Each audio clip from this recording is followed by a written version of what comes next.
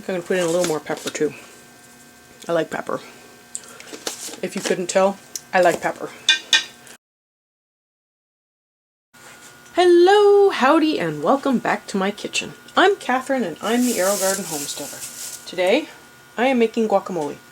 But I am actually making this to freeze dry because not only will that prevent it from going brown, it also means I don't have to eat a ton of it since I bought 10 avocado. They were on sale this week. I don't know if they'll still be on sale, but I bought a bunch. So I'm going to go through and remove the pits. An easy way to get it off your knife is just to push with your thumb against the blade and it'll just pop right off. But I'm going to go through, I'm going to take them all off the skins, mash it all up, and make some guacamole.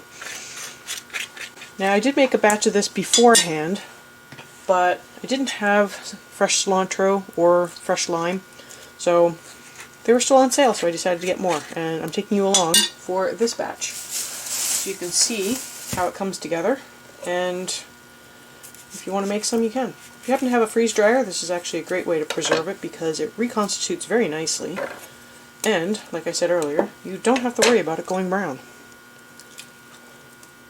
So I am going to just speed through this part real quick, haha, and move on to the next part to show you what I do next. There are lots of different things that you can put in your guacamole. It just depends on what you like. If you're not comfortable using the knife to get it out, sometimes if you push on the back you can get it to pop out, but it is a lot messier. I think you also need to have a perfectly ripe avocado to get that to work, because there have been times when I've tried to do that and it did not work. Like this one is not ripe, and I don't think it's not as ripe. See how it's not coming out as nicely? It's still staying attached. So this is actually a really nice use for the freeze dryer because not only am I locking in the price of these, which this is the lowest price I have seen in a long time, but I'm also locking in freshness. Even though this will have to sit in the freezer to freeze, the amount of browning that occurs while it's freezing is really minimal, and some of that, mostly the browning, is occurring on the whole pieces that don't get mashed up very well. So I do not mash my guacamole up to a smooth homogeneous pulp. I do like a little bit of texture in it, so I will leave some small to medium chunks, and those ones are more at risk of turning brown while freezing than the parts that just get homogeneously mashed, or that get smoothly mashed. Okay, I'm going to clean up real quick, and then we'll move on to the next step. Okay, so I'm just going to go through and mash mine. Some are a little more ripe than others, so some will be easy, some will be harder. Like I said, I do like to have a little texture to my guacamole, so I will not do this as a perfectly smooth mash. Okay, close enough. Get some salt in there. I'll start with about a teaspoon, and then I'll just start tasting as I go. Should always try to taste it, especially with what you're going to eat it with. So I'll just use some taco chips to taste it, see that I'm on the right track. These are freeze-dried red jalapeno that I'm going to put in, just for a little bit of a kick to the heat. I don't need a lot, because I'm just not that into super hot guacamole. And this is Mexican oregano. I'm just going to put in a little bit. Spilled some. Just a little pinch, and then I'm just going to crush it up and put it in. That's it.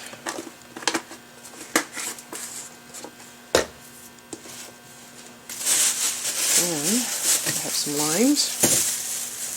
And if you've watched my salsa video, then you know what I'm going to do next. I'm going to put in some lemon zest. I'm going to put in some lime zest. Now, I don't know how many limes it'll actually take, so I'll probably just put in 2 to 3 limes worth of zest.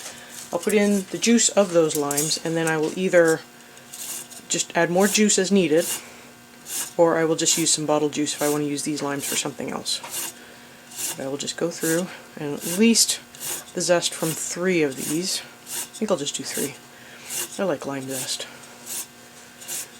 And as I mentioned in my salsa video, which if you haven't seen, I will put a link to it up in the cards and on the end screen, but if you don't like cilantro because it tastes soapy to you, this is actually a really good substitute, because in my opinion, and you know, hey, if everyone else has different opinions on cilantro, but I find it has a bit of a lime-like flavor to it, citrusy. So I feel like this is a really good substitute to avoid something that tastes funny to you.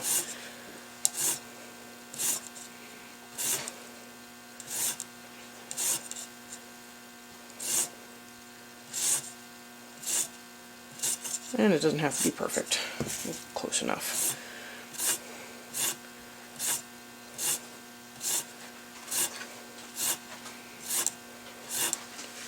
Try to just take off that surface green level, because that's where all of the essential oils are going to be. If you go too far below that, you're going to get to the white pith, which can be rather bitter for some people. So just be mindful to avoid that.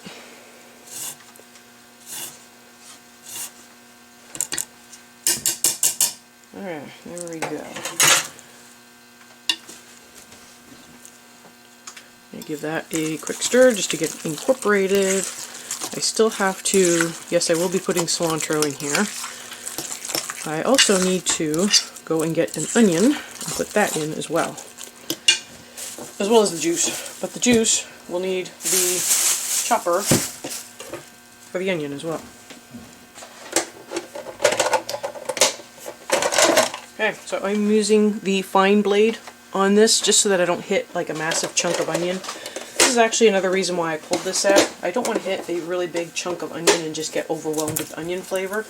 Normally I would just chop it by hand for one onion, but in this case I do want that super fine dice, and you know what?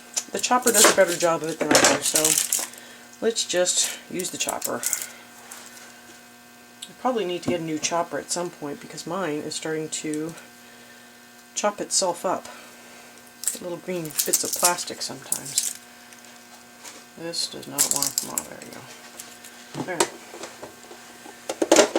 I will mute this part because it will get really loud. It's the one thing about this chopper. I feel like I have to force it to make it cut.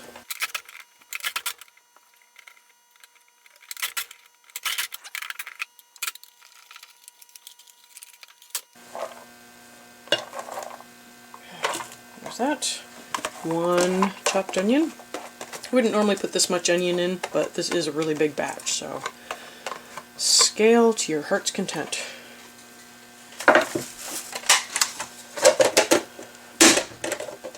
That did not go through all the way. Hold on. Okay, let's get the limes going.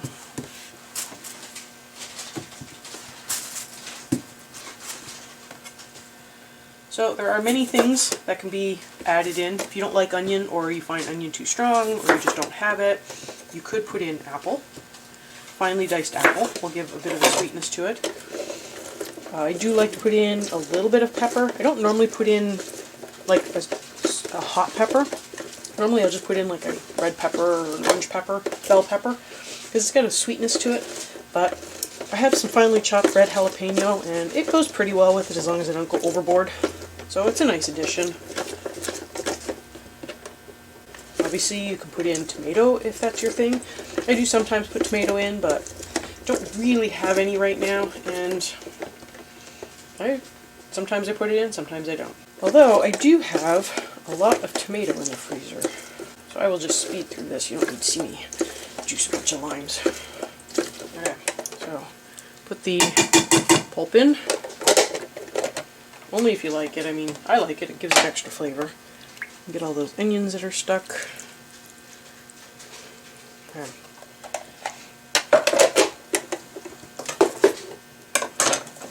Do a quick cleanup. And I missed a line.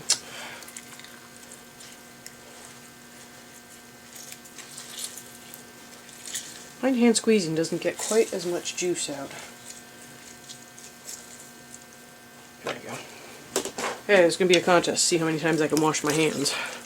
I wash my hands a lot when I'm cooking.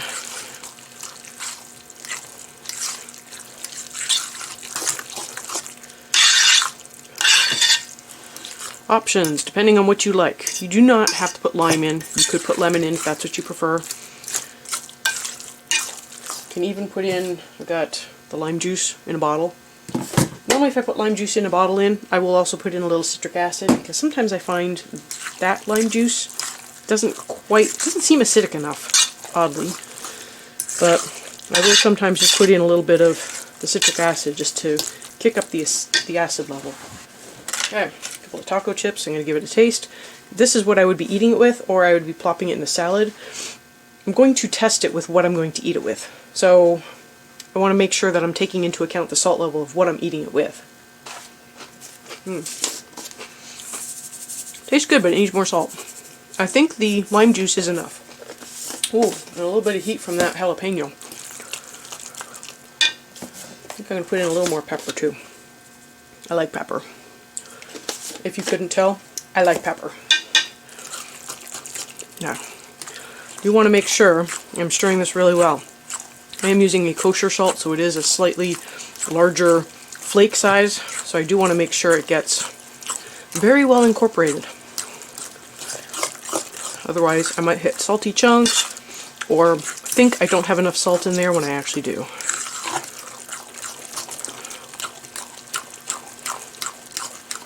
Okay, give it another taste and see where we're at.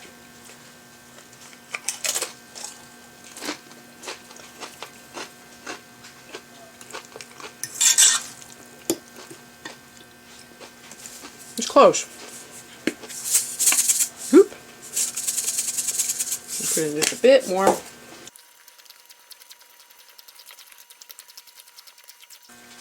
And if you like, something else that you could add is cumin. If you like that smoky flavor.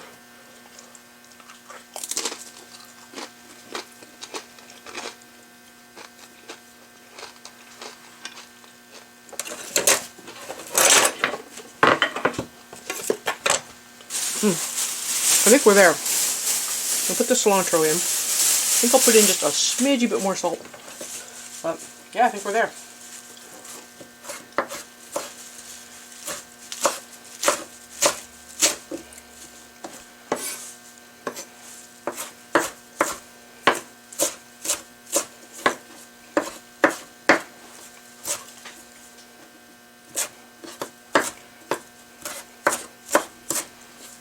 I do want to try to get this down into smaller pieces because I'm not pureeing this or anything, so if you like garlic in yours, go ahead and add some garlic. There are just lots of different ways to make guacamole, and it just depends on your personal taste. I normally don't put it in because I don't think about it. It's not because I don't like it, it's not because I don't care, it's just I just forget to put it in, so I just do without. Wow. I think I got most of that.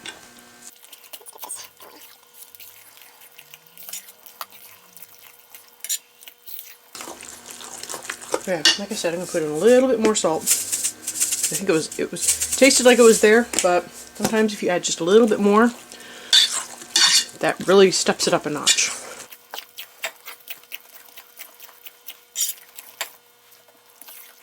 Okay, let's get another chip, give that a final taste. Got a wonky one here.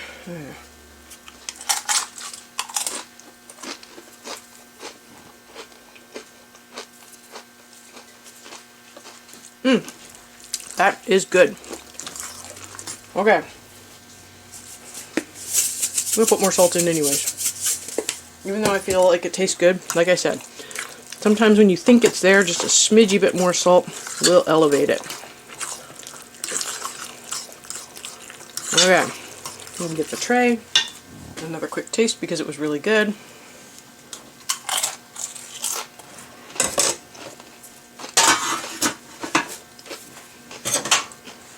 You know you're hungry when. Okay, so we have a medium freeze dryer, so this is a medium tray. And like I said, I ran a batch before, and I didn't have the limes or the cilantro or any of that stuff, so. But I found out you can fit 10 avocados on one tray. So that is what I'm doing. another batch of 10 avocado, this time with the cilantro and lime juice, because that just elevates it. And then I don't have to worry about the cilantro going bad in the fridge, or the avocado going bad in the fridge, or the limes drying out and turning brown. If you know, you know, right? How many have been there? How many of you have got ingredients for something and found it in the back of your fridge a month later and went, oh no! That's me. So I feel like this is a good way to sort of cut down on food waste. Because I know my avocado is not going to sit in the fridge and keep going brown. But I also know that I can just pull out a little bit at any time and have any amount of guacamole I want. I have done all the work up front. It's just as easy to do 10 avocado as it is to do 1. In fact, it's probably easier to do 10 because I don't have to worry about a quarter of an onion or a quarter of a bunch of cilantro. Like this one, I have one more tray I need to fill up. I'm going to cut up the rest of this and I'm going to freeze dry it. That is not going to waste. So this is my tray. As you can see, it's pretty full. Might be 1 avocado more than it needs because technically they say to fill it right up to the edge. It's slightly over, but it's fine. You won't tell anyone, will you? Okay, it's going in the freeze dryer. Actually, it's going in the freezer first with a lid on it. Once it's frozen, I will put it in the freeze dryer and I'll just follow the instructions on screen, which basically means I push the start button. And when it's done, I will bring you back and I will show you what it looks like. It looks almost the same as when it goes in. It's really funny. And I'll show you what it looks like after I reconstitute it too. So that's what it looks like straight from the freeze dryer. So I'll be putting this in jars and I can show you later how it reconstitutes. You can see it actually shows up on the camera a little bit more, but there are a few that got a little brown. I think it was because they were the chunks. But no, it looks pretty good. I mean, it looks terrible on the camera screen, but it looks nice and bright and green in real life. This is the guacamole, unrehydrated. So it's pretty powdery and light and fluffy. I just kind of broke it up with my fingers as I was moving it from the pan to a mason jar. So there are some pretty big chunks in here. There's also some pretty powdery chunks, and this is a chunk here that I didn't break down the avocado, so it's just a chunk of avocado. But I'm going to add some water to it and get that reconstituted. So I don't have like a formula or anything. I'm just going to pour in a little bit of water. You can actually see it's like sucking it right up right away. I'm just going to give it a stir, and then I'll just add more water as needed. And I'm going to try to maintain some of the texture. I don't want it to completely break down. I also want to make sure I'm adding enough for so I've got some red pepper in here that was previously freeze dried. I've got some onion in here that I want to make sure sucks up some of that water. So it looks a little runny right now, but what I'm going to do is I'm going to just stir it up a little bit. You can see it's still sucking it up. And I'm probably going to let it sit so that the onion and the red pepper, it's a red jalapeno, but I'm going to let it sit so that it has a chance to hydrate. So this piece here is still a little crunchy. Still a few other little crunchy pieces there. But it is, ooh, almost dropped it. But it does have the right texture. It's really nice bright green in color. It smells so good. It smells just like the day I made it. So I'm just going to let this sit and hydrate, and then I will come back and tell you how it turned out. It's had 5 minutes to hydrate, and I feel like the jalapenos have a good texture to them. Let me see if I can find an onion. Onions seem to have a good texture to them. The chunks, some of them are a little more on the firm side, but I don't know if that's just because it was an unripe avocado or if it didn't. Oh, no, see, it's. I think that was just unripe. Didn't feel like it was crunchy in the middle, so. And it tastes really good. Just like when I made it. So there you go. It's a great way to have your guacamole without your brown spots. It did make 2 quart-sized jars. They're not completely filled to the brim. I do have some voids in them, but that just gives you an idea that 1 tray with 10 avocado will give you 2 quart jars of guacamole to have on the shelf for whenever you want it. If you found this video useful, it'd be really nice if you would like and share so other people can also find this video. And if you're not subscribed yet, go ahead and hit that subscribe button so you'll know when I post my next video. I will have the salsa video linked in case you missed that, which shows how I use the lime zest in my salsa. It works the same way here. It's really nice, especially if you don't like cilantro. And I will see you next time on the Aerogarden Homestead.